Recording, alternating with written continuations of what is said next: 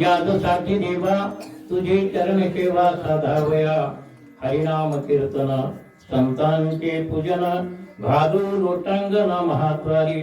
आनंदे निर्भय असो भलते ठाई सुख दुःख नाही तारा मा.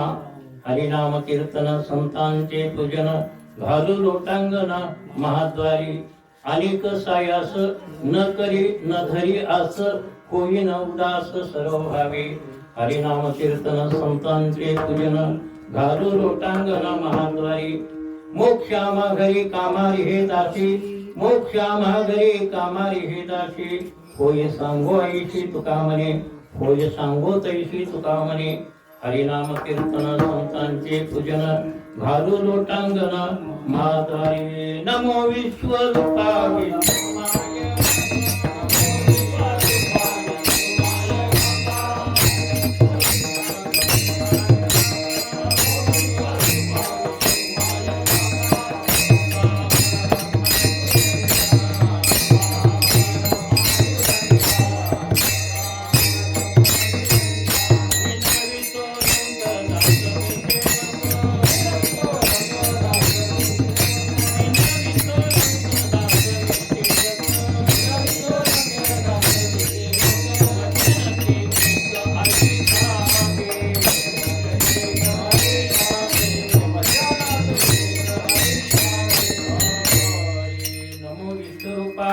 मागे बापा अपारा अनुपा पांडुरंगा. विनवे तोरंक दासणीचे वचन ते एक ऐकावे. घेईन मी जन्म यासाठी देवा तुझे चरण सेवा साधावया. हरि नाम कीर्तन संतांचे पूजन घालू लोटांगण महाद्वारी. या ठिकाणी आपल्याला कल्पना आहे की चौरे महाराजांचा हा प्रथम स्मृती दिन आहे. त्याला आपण श्राद्ध म्हणतो, पिंडदान म्हणतो, वगैरे वगैरे अन्य पर्यायी नावं आहेत. पण आपण एवढं एक लक्षात ठेवा, त्यांची आठवण म्हणून आज त्यांच्या सुपुत्राने त्यांच्या परिवारानं हे कार्यक्रम आयोजित केलेला आहे. सगळीकडेच करतात पण त्याचे प्रकार वेगवेगळे असतात. पण हा कार्यक्रम अशा पद्धतीचा त्यांच्या जीवनाला अनुसरून, त्यांच्या देही ठेवण्याला अनुसरून, त्यांच्या प्रवासाला अनुसरून असा हा कार्यक्रम आहे. कार्यक्रमासाठी जो अभंग आपण निवडलेला आहे तो त्या विषयाला अनुसरून निवडलेला आहे. आलं का लक्षात? कारण आपल्याला सगळ्यांना एकच माहित आहे की मरण आहे, एवढंच माहित आहे. मरण प्रत्येकाला अटळ आहे, ती सगळ्यांना नको आहे, पण सगळ्यांना आल्याशिवाय राहत नाही. त्याचा किती बी जप केला, काही जणी प्रयत्न केले, डॉक्टर केले, एमडी बघितले, आणि कोण बघितले, सगळ्या तऱ्हेचे उपचार केले, तरी पण मरण काय चुकलेलं आणि चुकणार कधीच चुकणार नाही. मी एवढं तरी माणसांच्या आठवणीत राहावं. मला वाटतं की डायरीत मायनर लिहित असताना डायरीच्या पहिल्या पानावरती नावाच्या अगोदरच मायना द्यावा की मी हे घरदार सत्ता संपत्ती सोडून एका दिवशी जाणार आहे. डायरीत पहिला महिना असावा. म्हणजे मला वाटतं की डायरी उघडल्यानंतर ह्या विषयाची आठवण होईल, आणि आठवण झाली की माणूस थोडं त्या दिशेनं म्हणजे ही मरणाची व्याख्या समजण्याच्या दिशेनं चालायला लागेल. मरण अटळ आहे, पण मरणाची व्याख्या माहिती पाहिजे. अटळ जळणी असलं तर व्याख्या माहिती असणं महत्वाचं आहे. त्याची एकत्रित प्रक्रिया काय आहे ती माहिती पाहिजे. कारण माणसं मरण म्हटलं की भितात. मग मरण चांगलं का जन्म चांगला?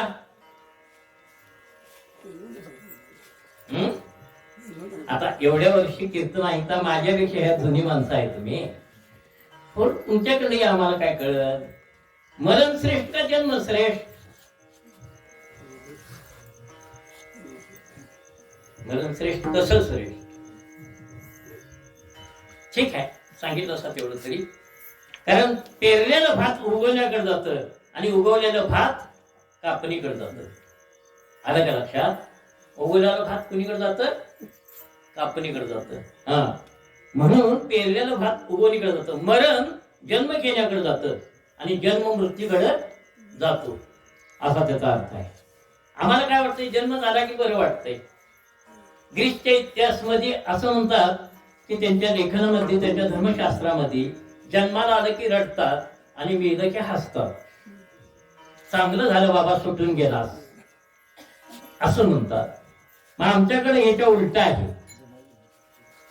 आमच्या ह्याच्या उलट असं आहे, जन्माला आले की मग फटाकड्या वाजवणार, पेढ वाटणार, साखर वाटणार, बारसं मोठ्यानं करणार, पातळ बरेच नेसवणार, सगळंच करणार. आणि तेरस जवळ आलं, तेरस झालं म्हटलं की रडायचं चालू करणार. असं कसं झालं? हे होतच, हे माहित पाहिजे अगोदर. हे होणारच आहे ही माहिती पाहिजे. आणि ते कळण्यासाठी हा अभंग आहे. हा अभंग काय सांगतो?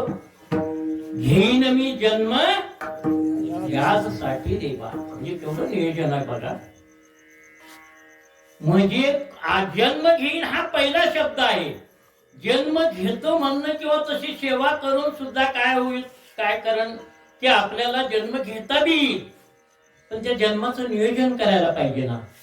आम्ही आता बरीच माणसं जन्माला आलोय, जन्माचं नियोजन आहे का? जन्मालाच फक्त आलोय, हा जन्मालाच आलोय, नियोजनाचा पत्ता नाही.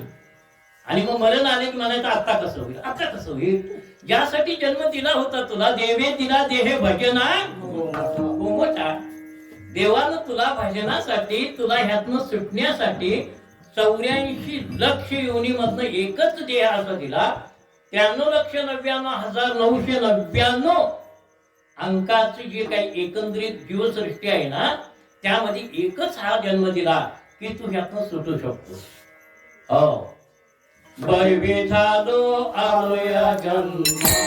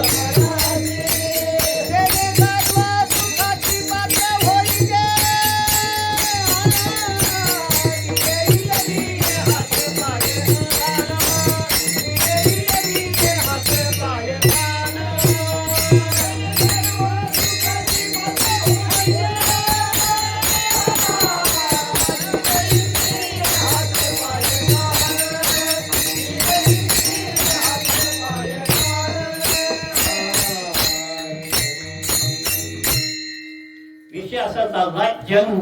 आणि त्या जन्मावरती हे प्रमाण घेतलं, बरवे झालो आलो या जन्मासी. तुकाराम महाराज म्हणतात, या जन्माला आलो ते बरं झालं. कारण याच प्रमाणामध्ये शेवटचं सूत्र काय सांगतं? जेणे सर्व सुखाशी पात्र होईजे. ब्रह्मांड एवढं व्यापक होता येतं.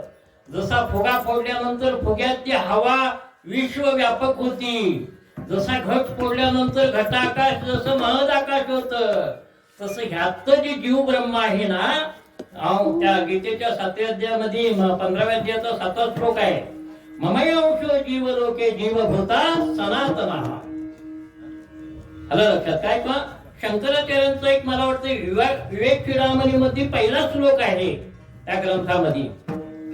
श्लोक अर्धेन प्रवक्ष्यामि ग्रंथ कोटिभिः ब्रह्म सत्यम जगन्मिथ्या जीवो ब्रह्मैव ना पराः. शंकराचार्य सांगतात जीव आणि ब्रह्म एक आहे आणि हे जीव आणि ब्रह्म ऐक्य साधण्यासाठी मनुष्य देह आहे. पण तुकाराम महाराज या जीव आणि ब्रह्म ऐक्य होण्याच्या आधी असं सांगतात, घेईन मी जन्म यादसाठी देवा तुझी चरण सेवा साधावया. मग पांडुरंग महाराज चौऱ्यासारखी माणसं का नाही मरून मुक्तीला जाऊ नये. लक्षात ठेवा, ती मुक्तीला गेली की मुक्त झाली, ब्रह्म झाली. आणि त्याचा दुसरा बी अर्थ आहे. गुळ होण्यामध्ये आनंद आहे का गुळ खाण्यामध्ये आनंद आहे? खाण्यामध्ये आनंद आहे. मग गुळाची ठेप जर होऊन बसला असा तर काय आनंद घेता येईल का? म्हणून गुळ होण्यापेक्षा गुळ खायचा प्रयत्न करावा. तसं ब्रह्म होण्यापेक्षा का नाही. बर मालक गडी जर मालक व्हाय गेला, मालकाच्या खुर्चीवर गेल्यावर मालकाला बरं वाटेल का मालकाची सेवा केल्यानंतर मालकाला बरं वाटेल? मग एवढं कळतंय ना. म्हणूनच आमचा संप्रदाय देवाला प्रिय काय माहितीये काय? तुका म्हणे माझा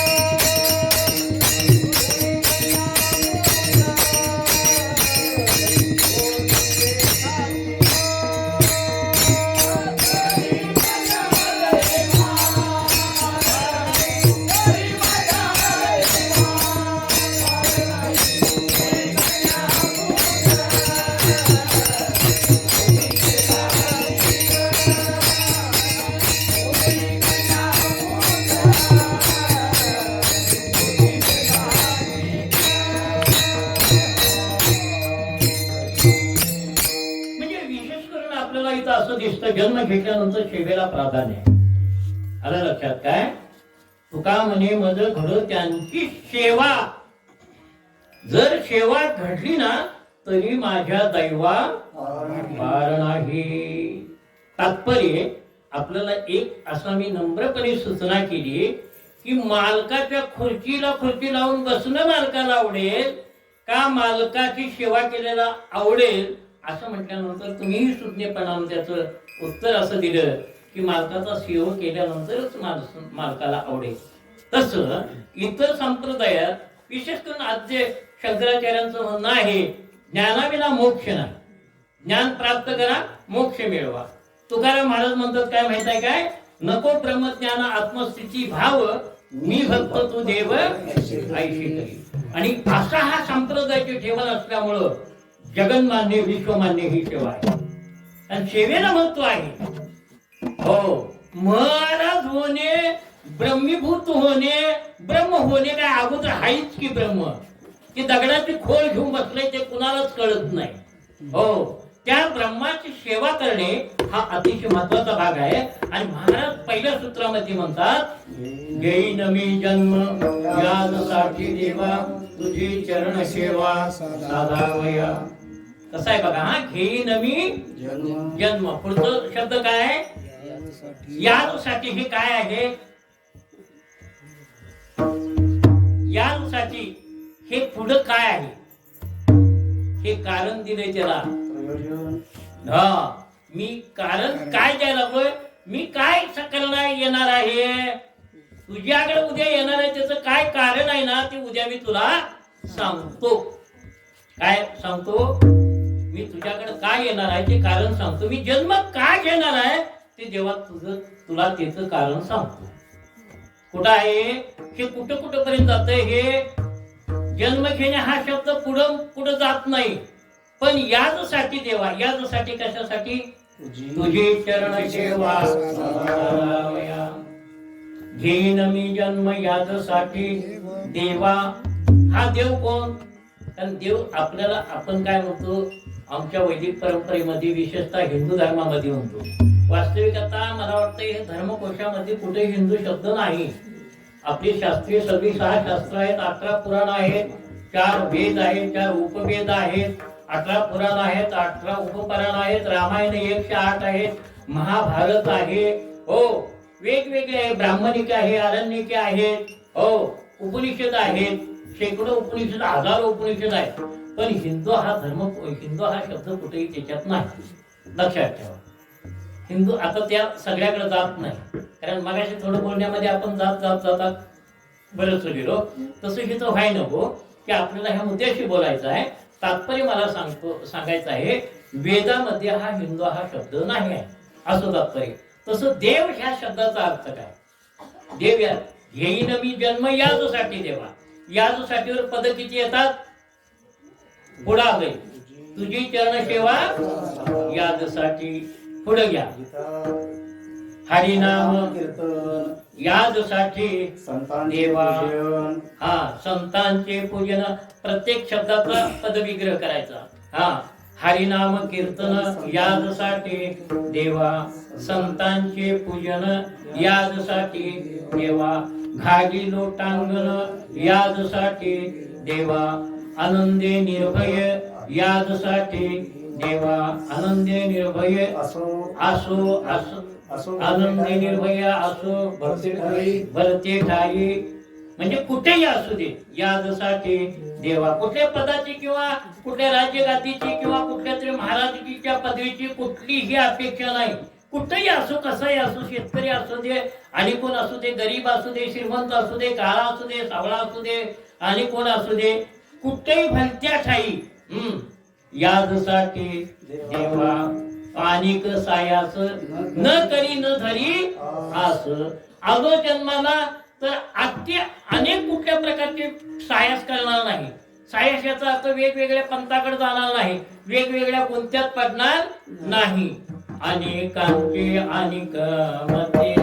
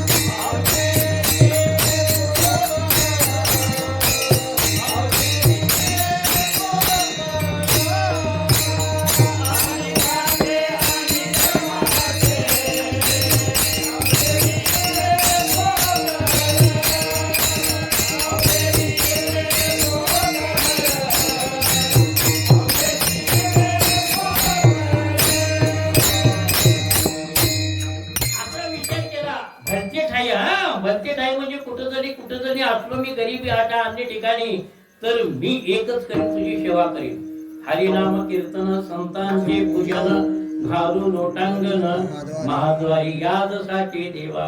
हो, अनिक सायास बाकीची काय सायस करणार नाही, मी गुंत्यात पडणार नाही. सायस असं त्याचा अर्थ करू नका की प्रयत्नवादी नव्हते महाराज, व्यवहार त्यांना येत नव्हता, सगळं त्याला येत होतं, सगळं त्याने उपदेश केलेला आहे. मगाशी सांगितलं ना, प्रयत्नाबद्दल त्याने असं लिहिलेलं आहे. हो, अभ्यास केल्यानंतर काय अवघड नाही. ओले मुळ भेदी खडकाचे अंग अभ्यासाची सांग कार्य शेती नव्याशी काही नाही अवघड नाही काही वाढ तोचवरी. प्रयत्न करत नाही सर तोपर्यंत तुम्हाला काय मिळणार नाही. मला वाटतं 12व्या अध्यायाच्या 11व्या श्लोकावरचं भाष्य बघून घ्या. गीतेच्या 12व्या अध्यायाच्या 11व्या श्लोकावरचं भाष्य बघून घ्या.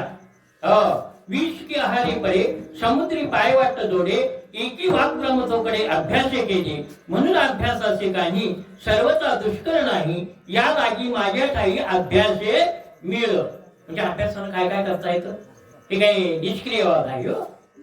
जे जे तुम्हाला करायचं ते ज्ञानेश्वर महाराजांचं हरिपाठाचं एक शेवटचं प्रमाण आहे. सर्व सुख गोडी सर्व शास्त्र निवडी किंवा साई शास्त्री निवडी रिकामा अर्धघडी. हे काय सांगतंय पद? रिकामा राहू नका हे पुन्हा पुन्हा सांगतंय. जेवढे जगातले शाखा पंथ आणि वेगवेगळ्या तऱ्हेचे जे विद्वान आहेत ना त्या सगळ्यांना सांगतोय तू रिकामा राहू नको. हो, मग असं काही कुणाला वाटायला नको. ज्ञानेश्वर महाराजांनी हरी हरीच म्हणायला सांगितलं, हरी हरी कुणाला म्हणायला सांगितलं, रिकामा राहू नको. ज्याला म्हणले ना तो म्हणाला महाराज मला काय वाचा येत नाही, लिहा येत नाही, काहीच कळत नाही, मग त्याला सांगितलं हरिमुखे म्हणा हरिमुखे.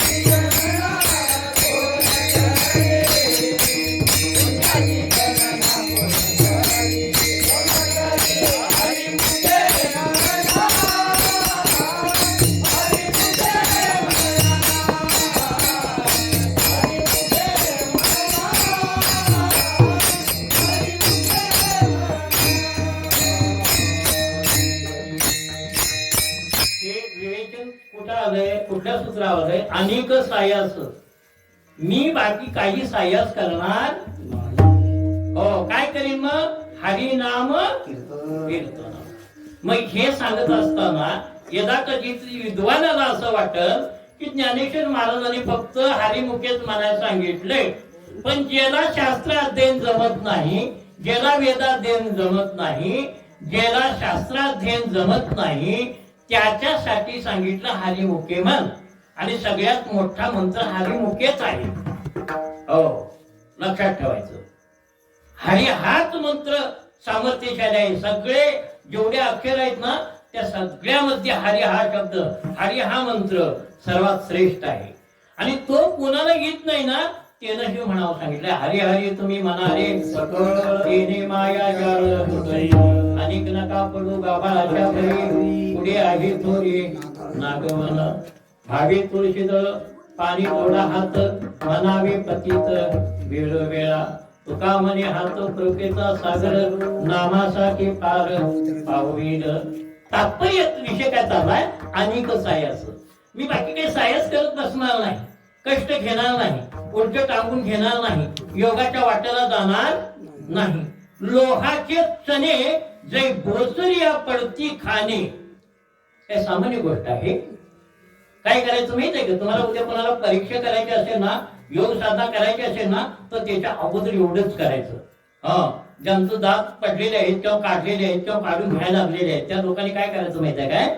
एक 4 डझन सायकलीतून बुवा आणायचं आणि तव्यावर जरासं तापून भाजून घ्यायचं. काढायचं, उन्हून खाऊ नका, थंड झाल्यावर खावा भाजत. पण खुसूसात ज्याचं दात पडलेत ना, तिने खायचं हे चण. लोहाचे चणे, ज्ञानेश्वर महाराजांची भाषा बघा. जे बोचरिया पडती खाणे, बोचरिया म्हणजे दात पडलेला. दात पडलेल्या माणसानं 4 डझन बॉल आणायचं आणि खुसूस अगोदर खायला बसून खायचं आणि मग योगाच्या वाटेला जायचं. पुन्हा कुणाला जमलं तर मला फोन करून सांगा, मला हे जमलेलं आहे आणि मी योगाच्या वाटेनं जाऊ शकतो. मी त्याचं अगदी दर्शन घेतो, मग त्यानं तिथं नंतर जावावं योगाच्या वाटेला. अवघड आहे. कलियुगामध्ये अल्पायुष्य, अल्पबुद्धी, त्यात आरोग्य चांगलं नाही, बाकीच्या दगदगी अनेक, मानसिक टेन्शन आहे, स्वास्थ्य नाही. आणि ह्या अशा परिस्थितीत योगाच्या वाटेनं जाणं तितकंच सोपं नाही. चणे खावे लोक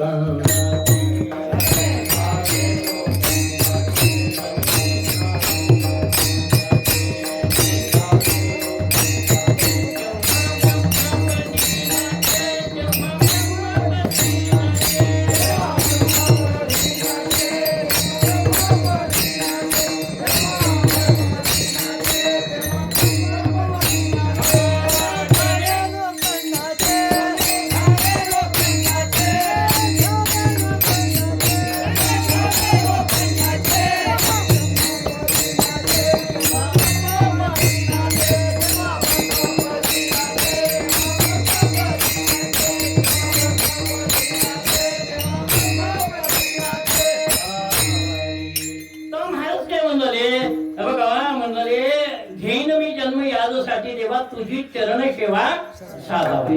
देवा, एक तर देवाची व्याख्या करायची आहे. तुझी चरणाची मी फक्त सेवा करण्यासाठी जन्म घेणार आहे. मी तुझं नाम घेण्यासाठी जन्म घेणार आहे. मी संतांची पूजा करण्यासाठी जन्म घेणार आहे. मी आनंदी राहण्यासाठी जन्म घेणार आहे. मी निर्भय राहण्यासाठी जन्म घेणार आहे. आनंदी निर्भय असो भरते ठाई, सुख आणि दुःखाच्या तीच, म्हणजे दोन्ही अवस्थेच्या पलीकडे मी राहणार आहे. कारण सुख जिथं आलं की तिथं दुःख आलंच. त्या एका नाण्याच्या 2 बाजू जीवनाच्या आहेत. ज्याला सुख होतंय ना, त्याला समजायचं की दुःख होणारच. समजायचं विजयाचा उन्माद झाला, आनंद झाला, हर्ष झाला, तर पराजयाचं दुःख होणारच, हे लक्षात ठेवायचं. ज्याला विजयाचा आनंद होत नाही ना, त्याला पराजयाचं काहीच वाटत नाही. पराजय सहज जातो अगदी निवडून. पण माणसं काय होतात माहिती काय? विजयाला हर्षित होतात. विजयान तुकाराम महाराज म्हणतात, सुख दुःखाच्या मी पलीकडे आहे. आनंदी निर्भय असो भरते ठाई, सुख दुःख नाही, चाड म्हणजे आठवण सुद्धा नाही. मग एवढं तुम्ही कुठल्या अवस्थेत आहे? आनंदाचे डोही आनंद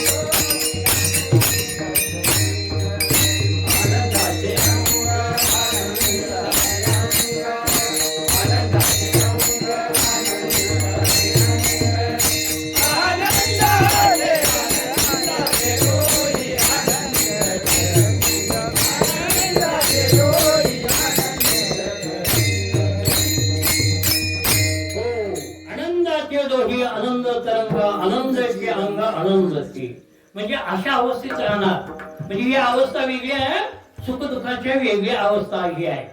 सुख वेगळं, दुःखाच्या सापेक्ष आहे ते सुख आणि सुखाच्या सापेक्ष आहे ते दुःख. वास्तविक सुख बी नाही आणि दुःख बी नाही.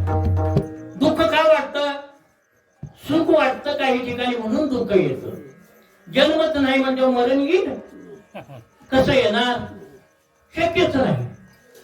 जिथं विजय आहे तिथं पराजय, एखादा पराजय होतोच ना. ही दोन्ही जोडूनच आहे.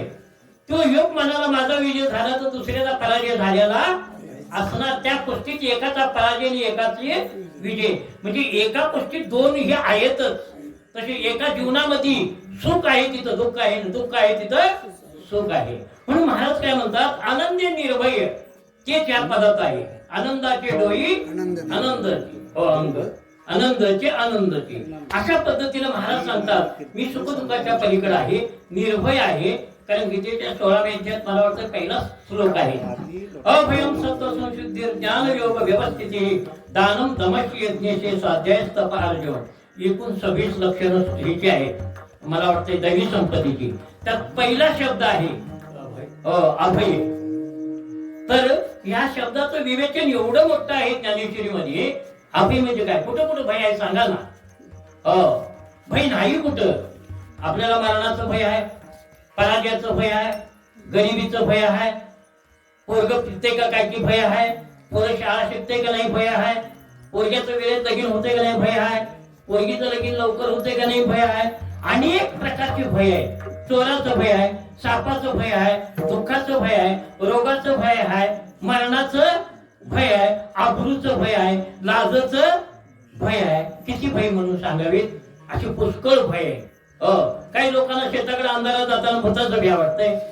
म्हणजे अशी नाना प्रकारचे भय आहेत. महाराज म्हणतात आनंदी निर्भय असो बोलते ठावे. सुख दुःखा नाही चाडा आणि कसायास न करी न धरी आस होई न उदास सर्वभावी. उदास होणे म्हणजे निरीच्छा होणे. उदास होणे याचा अर्थ काय? काय म्हणजे हाय ते कपडे फाडून फाटके कपडे घालणे, हाय ते चप्पल तोडून फाटक चप्पल घालणे, अंगावरती सगळं विद्रूप अवस्था करून घेणे म्हणजे उदास. अवदासी काय? हो, काही लोक अशाला अवदासी म्हणतात, ते उदासी आहे असं नाही. विचाराचा अवदासी लक्षात ठेवायचं. विचारानं उदास व्हायचं. तिथं आपलं काही नाही. देश वेश नव्हे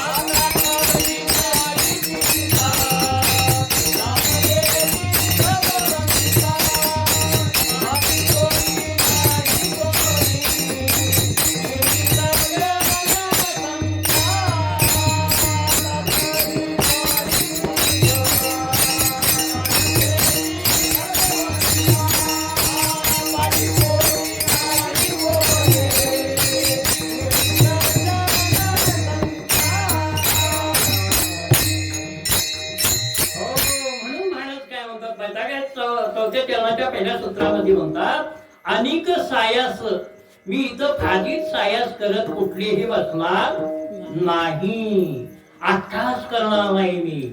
हे माझं घर आहे. इथल्या माणसाला कसं वाटतंय, रस्त्याच्या घरात माणसं असते, माझं नवं असतं का, माझंच वाटतंय, माझंच वाटतंय ना.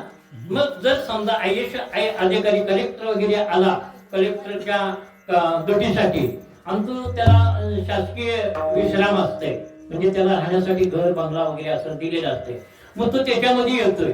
त्याच्यामध्ये आल्यानंतर तो तिथं राहतोय. मग काय असं त्या कालापर्यंत 1 वर्ष असेल, 2 वर्ष असेल, 3, 4, 5, 10 चांगला अधिकारी असेल तर जिल्ह्याचे लोक आग्रह करून ठेवून घेतात जास्त वेळेला. समजा कलेक्टर त्या बंगल्यामध्ये राहिला, तो बंगला आपला समजतोय का मी फक्त ह्या बंगल्यात राहायला एवढं समजतोय. मी या बंगल्यात, मी आधी ड्युटी इथपर्यंत आहे तोपर्यंत मी ह्या बंगल्यात राहायचा. मग जाताना बंगला सोडून रडत बसतोय का खुशाल निघून जातोय. मग तसं करावं, एवढं तुम्हाला कळलं ना. आलाय सर हवा, वॉरंट आले की निघून पुढच्या प्रवासाला लागा. तुकाराम महाराज काय म्हणतात, देश वेश नव्हे माझा सहज फिरत आलोय.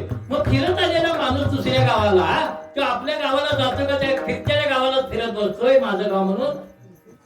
फिरायला गेलेली माणसं आता हनीमूनला जातात, मला निसर्गरम्य ठिकाण बघायला जातात. बघायला जाणारी माणसं परत येतात आपल्या घराकडे का तिकडेच फिरत राहतात.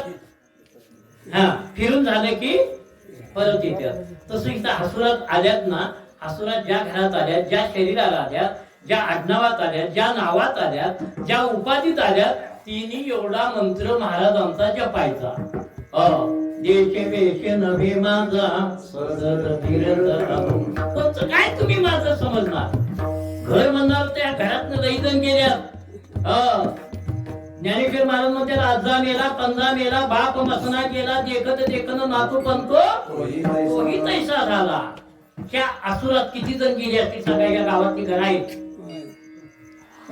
कुठपर्यंत कोण कोण गेले माग, जेवढे आले तेवढे.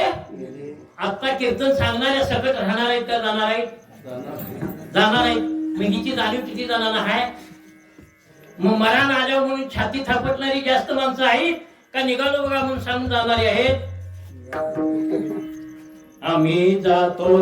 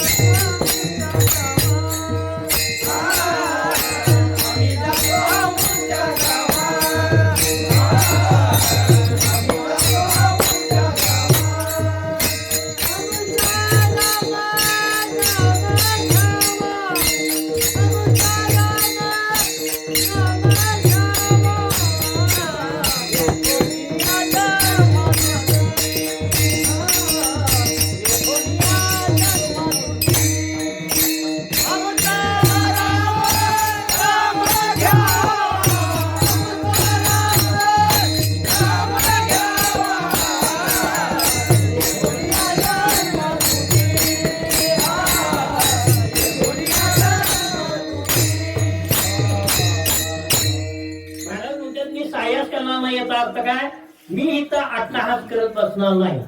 माझं घर म्हणून अट्टहास करणार नाही, माझं घर म्हणून सायास करणार नाही. मी राहीन घरात, राहीन देयात, राहीन व्यवहारात, राहीन संसारात, पण अलिप्त.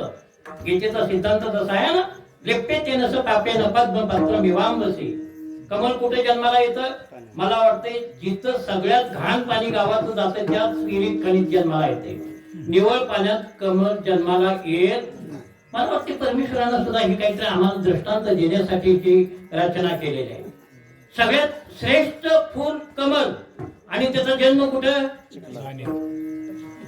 मोठ्या मोठ्यांचा जन्म कुठं? खरं सांगा. मोठी मोठी माणसं जी झाली त्यांचा जन्म कसा झालाय? बघा, विचार करून बघा. मोठी यादी आहे.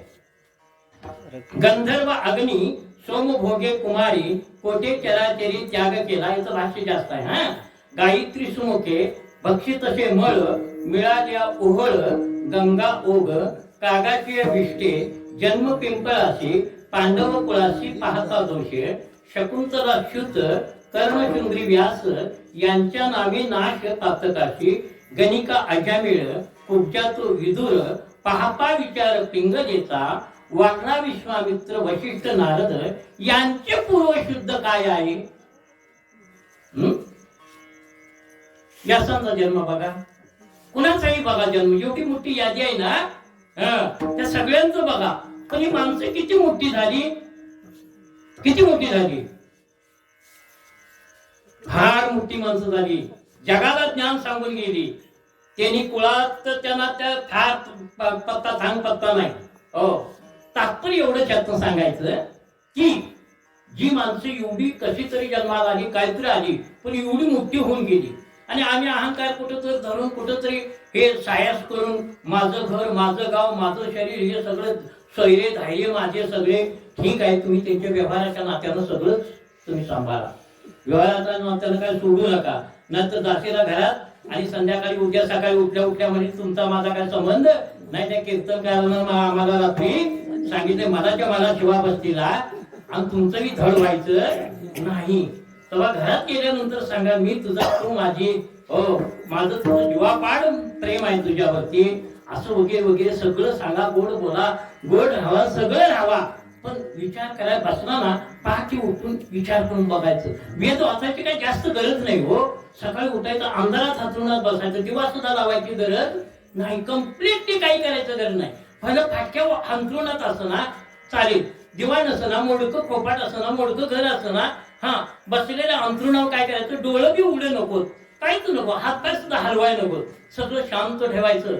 आणि मनाला काय करायचं, खालच्या गलीला वेशीत त्यांच्या आत घुसवायचं का नाही, सगळ्या गड्या फिरवायच्या, सगळी घरं फिरवायची. कोण कोण गेल्यात बघायचं, श्रीमंत गेली का गरीबच गेली का, कोण कशी कशी गेली ती सगळं बघायचं. आणि शेवटी सांगायचं ही सगळी गेल्या तर तू बी देव हे काळाचे धन कुबेराचे.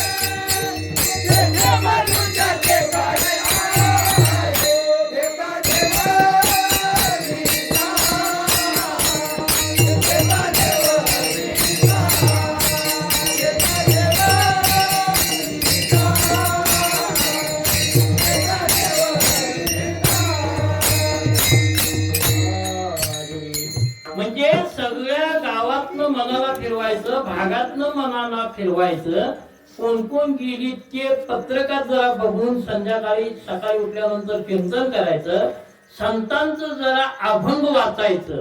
अरे मला शोक करीशी किती, शेत वाया धन संपत्ती, आयुष्य भविष्य नाही तुझ्या हाती, हे अवघ्यांती जाई जेन, एका अर्बुद 60 कोटी देखा, 30 लक्ष 10 सहस्र रेखा, 7 शते 9 समापा, तया हिरण्य कश्यपा काय झाले, 14 चौकड्या अलंकानाता, 99 सत्र राया दशरथा, तेही गेले मूर्ती पंता, मागे सर्वता नृगेते.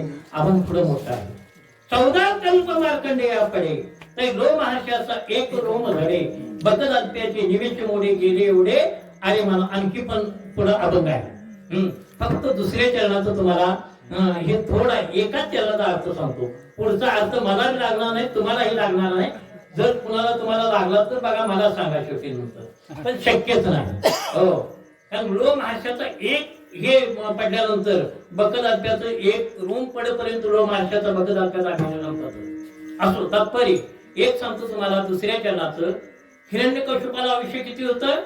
1 अर्बुद 60 कोटी देखा, 30 लक्ष 10 सहस्र लेखा, 7 शते 9 मापा, तया हिरण्यकश्यपा काय झाले. किती आयुष्य होतं? मी शाळा शिकलेलं नाही, माझं एकदा कदाचित गणित चुकल, पण सांगायचा प्रयत्न करतो. 1 अब्ज 60 कोटी 30 लाख 10,709 महिने 9 दिवस एवढा आयुष्य हिरण्यकश्यपाला होतं. किती? 1 अब्ज. मग तुम्हाला केवढा आहे जरा बघा, मला सांगा. पुढच्या वर्षीपर्यंत कुणाची गॅरंटी आहे? तेवढं बोल हात करून सांगा. काय हिंमत नाही, कारण जो पाऊल पुढे टाकायची आपल्या हात सत्ता नाही. तात्पर्य सारं सांगायचं काय, हे सगळं वाचन करायचं, संत वाङ्मयाचं वाचन करायचं, मनाला व्यवहारातनं सुद्धा फिरवायचं.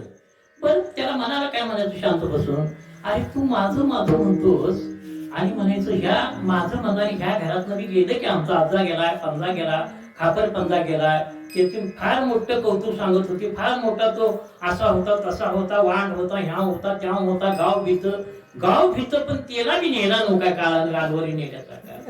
हा, मग कशाला तू एवढी इथं अंगार करायला, तू बी जाणार एवढंच फक्त समजावून घ्या. या निमित्तानं समजावून काय घ्यायचं? घेईन मी जन्म यादसाठी, तेव्हा हे समजावून घ्यायसाठी. आलं लक्षात काय? आणि जो मोक्ष आहे ना, तुकाराम महाराज मध्य चरणामध्ये अशा पद्धतीचा विषय सांगतात. आणि हे सगळं करून जो मोक्ष मिळवायचा आहे ना, हे सगळं संतांची सेवा करून, अभ्यास करून, आमचं करून, तमकं करून, सगळं मिळवून मोक्ष मिळवायचा ना. महाराज म्हणतात मोक्ष आम्हा घरी कामारे हे दासी. आम्ही त्याच्या पाठी लागायची गरज नाही, दासी म्हणून ती आमच्या घरात काम करायला आलेली आहे. होय सांगू आईशी तुका म्हणे, किंवा होय तैशी तुका म्हणे. म्हणजे सांगित तशी होती याची, किंवा सांगील अशी होती, पाठवे तो नाही. तात्पर्य सरळ सांगायचं काय, आम्हाला मोक्षाची चिंता नाही.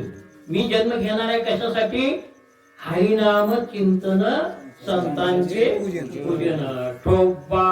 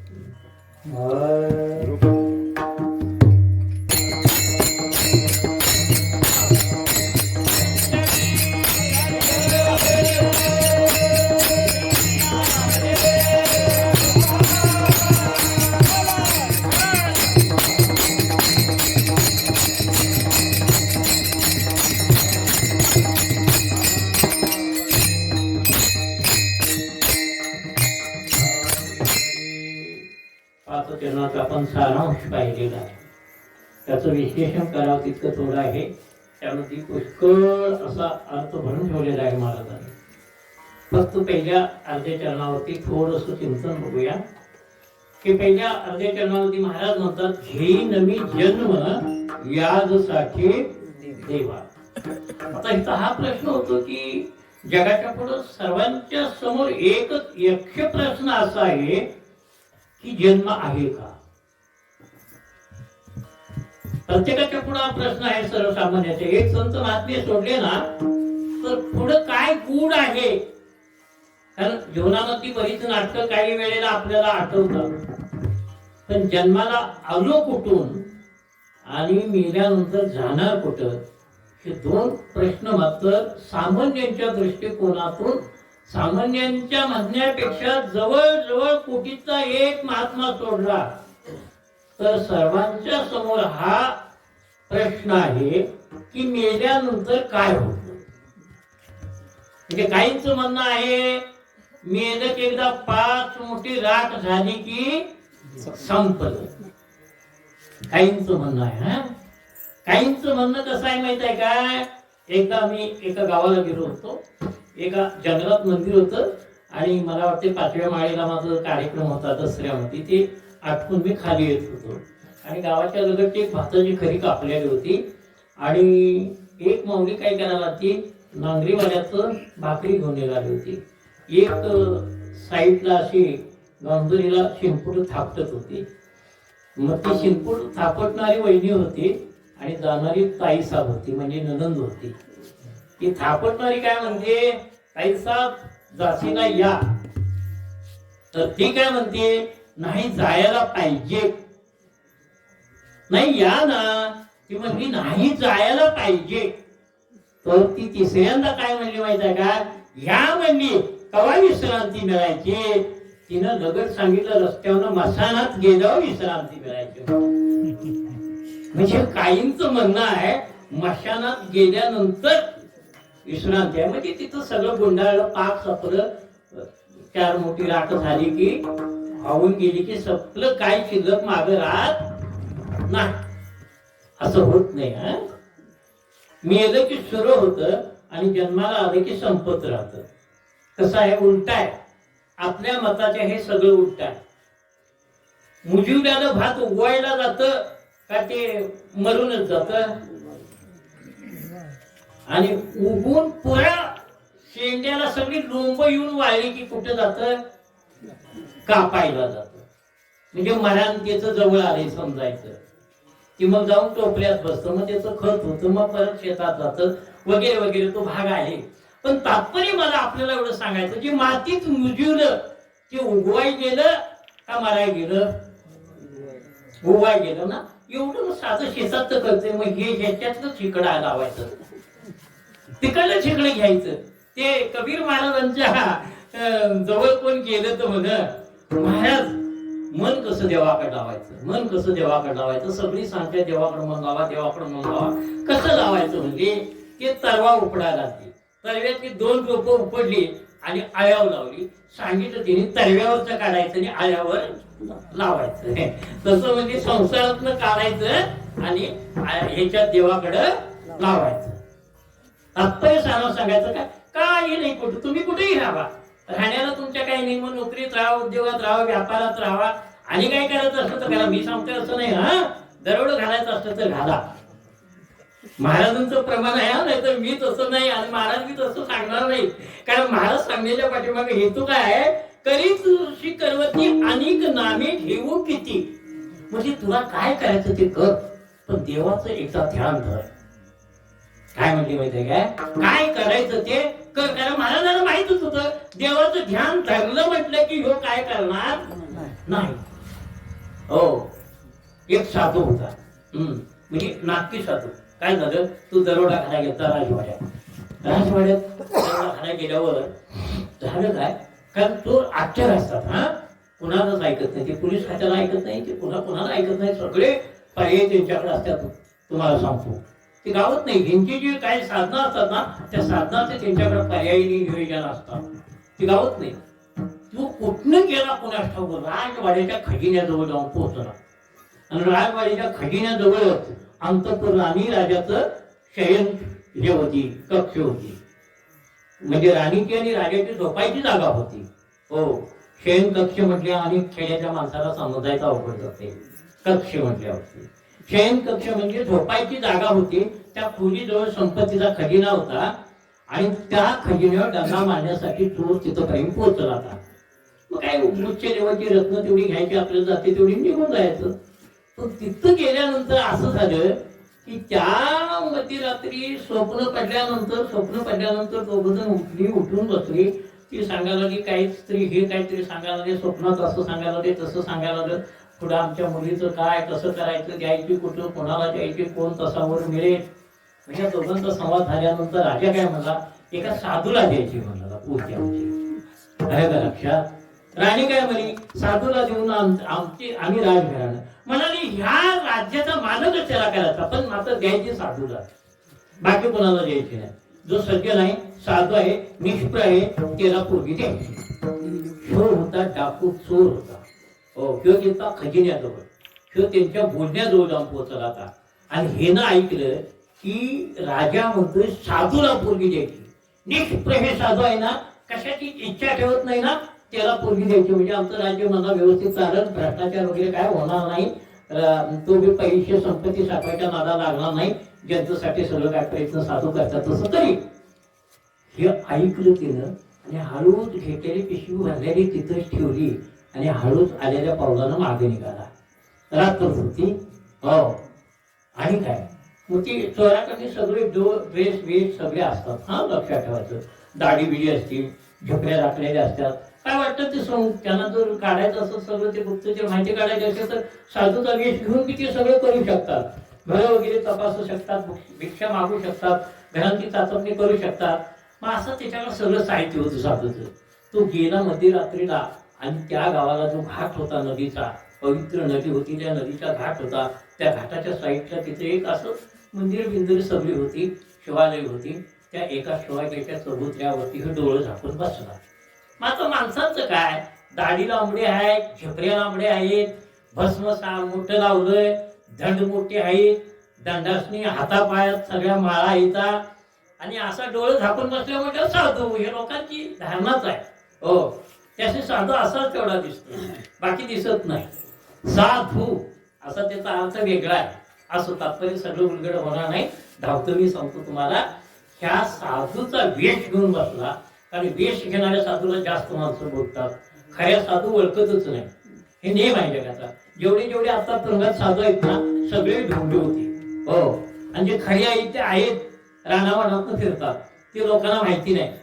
आणि मात्र हे जे ढोंगी होते ना, लाखो कोट्यावधी लोक यांच्या पाठीमागाले. असं तात्पर्य मला एवढं सांगायचं मोजकं की डोळे झाकून बसला.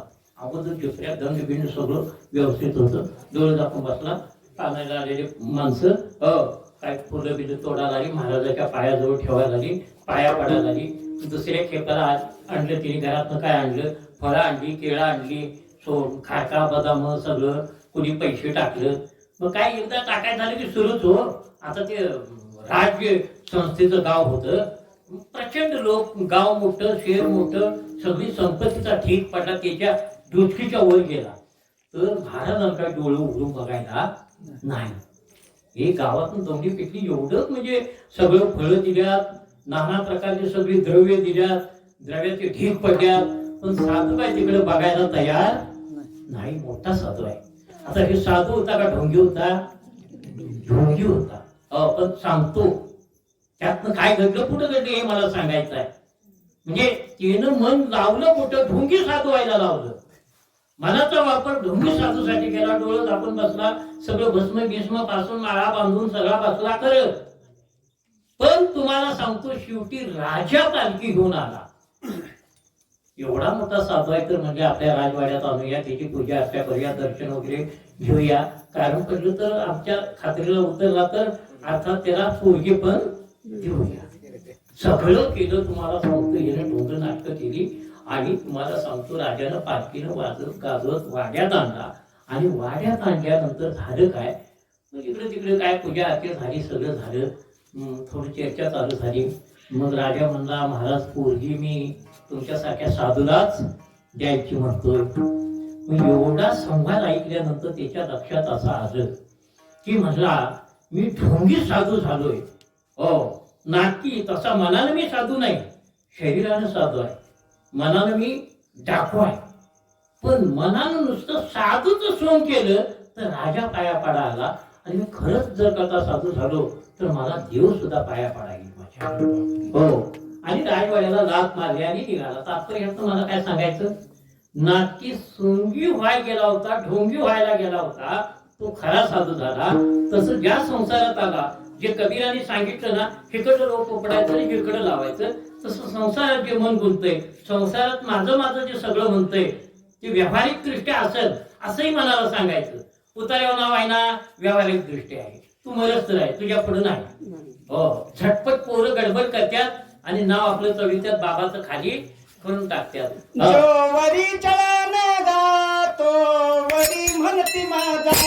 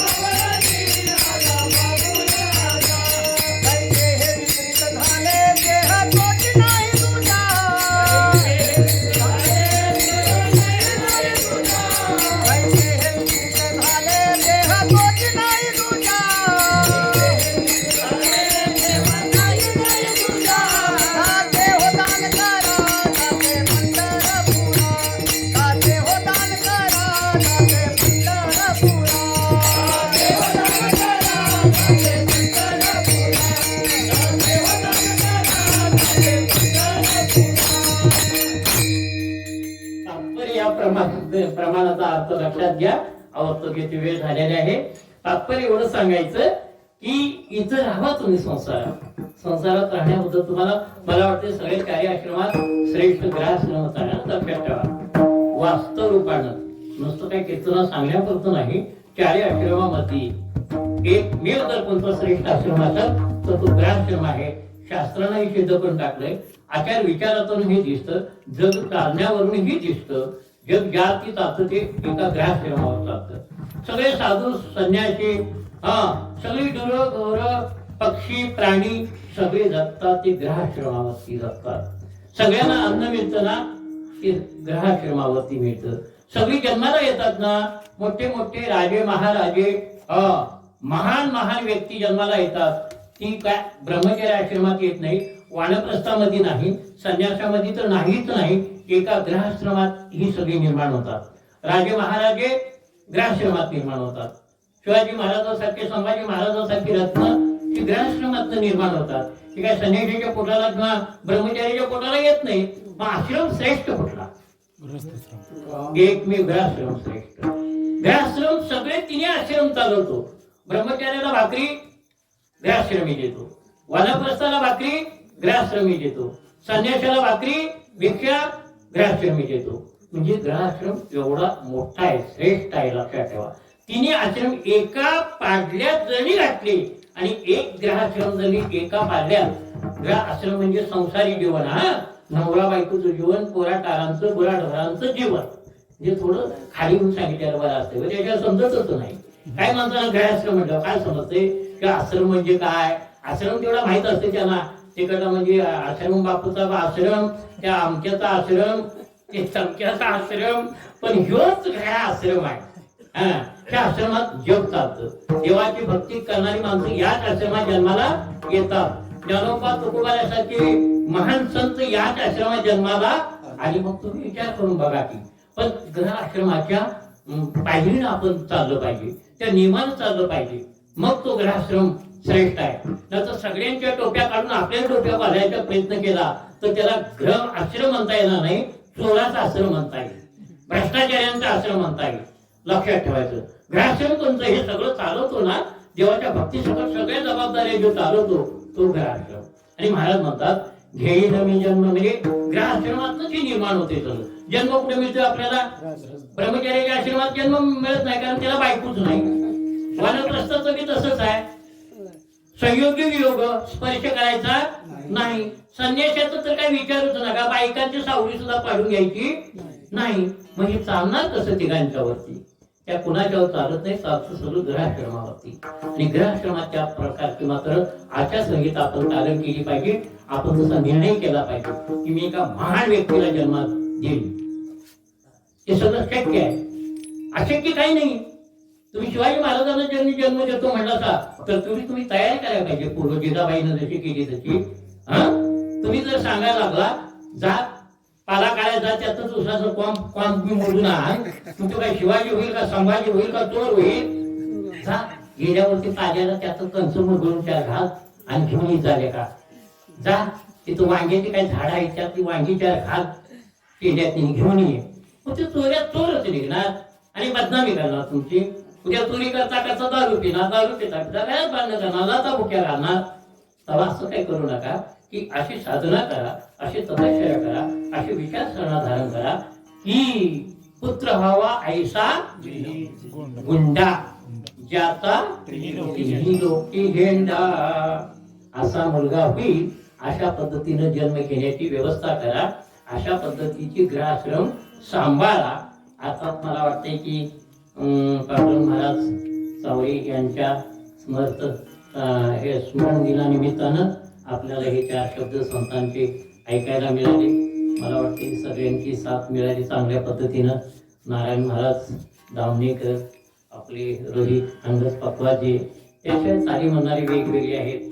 आमचे नागरिकर आहेत, हासूरकर आहेत, उपवासकर आहेत, रंगा भोसले आहेत, बाकीची ज्ञात अज्ञात आणि मंडळी सगळी आहे. श्रोते जरासं बसायला अडचण झाल्यामुळे साईडला गेले, थोडे इकडे गेले, थोडे इकडे गेले, पुढे गेले विभागले. काही म्हणजे असतील तिथं बसायची अडचण नाही, काही नाराज सुद्धा झाले असतील, पण इलाज नाही. शक्यतो का असतं, काही घरातल्या माणसांची भावना असते आमच्याच दारात व्हावं, आमच्याच घरात व्हावं. पण शक्यतो असल्या माणसांचा, असल्या महात्म्याचं शक्यतो देवळातच कार्यक्रम करावे. आता लक्षात एक तर गाव येतं, घरात म्हटलं की पार्ट्या येतात, भावकी येते, अमकं येतं, तंतुमकं येतं, गट येतात, तट येतात, काही म्हणजे देश दाबे होतात. तेव्हा आपण काय करावं?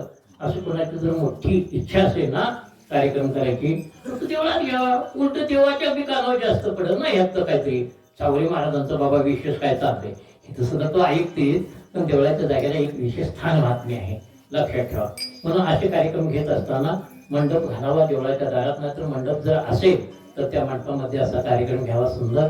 सरत्यांचं पण काही होईल, सर्व चांगल्या पद्धतीनं होईल, आईस पैस बसता येईल. तेव्हा भविष्यामध्ये कोणाचाही असू दे, लहानच असू दे, मोठा असू दे, करता आला तर बघा. नंतर तुमच्या भावना जर अशा संकुचित असल्या माझ्या घरात पाहिजे तर कुशाल करा. त्याच्यावर मी काही बंधन तुमच्यावर घालू शकत नाही, तुमच्या भावना काही दुखू शकत नाही. पण एक विशाल विचारसरणी तुमच्या पुढे ठेवली की कार्यक्रम करत असताना मोठ्या ठिकाणी तीर्थाच्या क्षेत्र ठिकाणी केला तरी सुद्धा चालू शकतो. हा याच्यापेक्षा महत्वाचं असतं. तात्पर्य सारांश काय की समजा आता पंढरपूरला गेला असा, बाबा असं कीर्तन मी म्हणजे पांडुरंग महाराज सावरी यांच्या स्मरणार्थ ठेवलेलं आहे, मी माझ्या शिव्या म्हणून ठेवले, फार चांगलं होईल. तिथं त्याचं क्षेत्रामध्ये विद्वान माणसा गेले तिथं ओळख होऊ शकेल.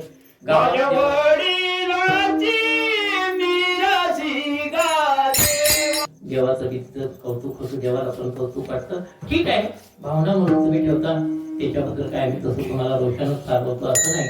पण कार्यक्रम कुठले व्हावे ते विशाल व्हावेत, ऐसपैस जागा असावा, सरत्या अधिक येतील, सकाळून गाजावाजा करून सांगावं. टाळकरी येणार आहेत, बाबा गायक लोक येणार आहेत, वादक लोक येणार आहेत, वेगवेगळ्या पद्धतीची माणसं येणार आहेत, शेट्यूरवाले सुद्धा येणार आहेत. तुमचं नाव गाव त्याच्यात लांबपर्यंत राहील.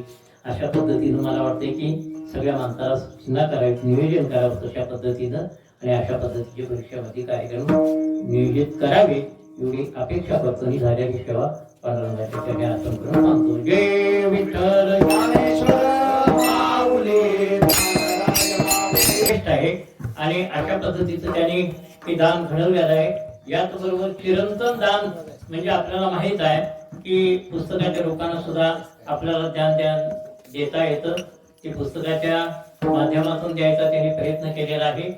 ठीक आहे, महाराज होऊन गेले, त्यांचं काहीतरी मागं त्यांच्या मुलाने वगैरे तुम्ही ग्रामस्थांनी सर्वांनी सहकार्य करून त्याचं चीज केलेलं आहे. असंच चांगल्या महात्म्याचं चीज होत जाऊ एवढी पांडुरंगाच्या चरणी प्रार्थना करतो. आपण सर्वजण आला, श्रोते आला. मला वाटतं विशेष करून गायक लोकांनी सुंदर असं काही गायन केलं. कीर्तन कसं झालं काय झालं हा भाग वेगळा आहे. पण मला वाटते माळी सर बस्तवड्यानं आल्यात, असुळे साहेब हमीदवड्यानं आल्यात, बाकीची मंडळी नाझरीकर सावड्यातनं आल्यात, बाकी तुम्ही असकर मंडळी बाहेर आणि काय बेलेवाडीकर आलेले आहेत. तर अशा पद्धतीनं सगळी मंडळी तुम्ही आला. हा स्मृती दिन सुंदर असा साजरा केला. जेवढं तुम्ही आता द्यावं धन्यवाद तेवढं ते आमच्या शब्दामध्ये अपुरे. एवढं सांगायचं की अकल्प आयुष्य व्हावे तया थोडा माझ्या सगळं हरिप्रिया. आपले हरिभक्त करणारे आहेत ना त्यांच्यासाठी नामदेवरायांनी दान मागितलेलं आहे. आमच्यासारख्या कामगारांनी काय मागायचं आहे की त्यांनी सांगितलंय अकल्प. अकल्प म्हणजे आता याचं विश्लेषण व्हायला पाहिजे. हा तुमचं मत लगत काय पडल की अकल्पापर्यंत आम्ही जगणार आहे का, असं नाही. त्याचे अर्थ व्यापक आहेत, वेगळ्या पद्धतीने आत्मस्वरूपण आहे. तात्पर्य योग आला कधी तर आपण त्याचं चिंतन करू. तात्पर्य एवढंच, आपण सगळेजण आला, हा कार्यक्रमाला शोभा आणली, सुंदर कार्यक्रम घडवला, याच्याबद्दल तुम्हाला धन्यवाद द्यावे. तिथे थोडं झालेली सेवा मी पांडुरंगाच्या चरणी अर्पण करतो. नाही तर विराम ठेवतो. जय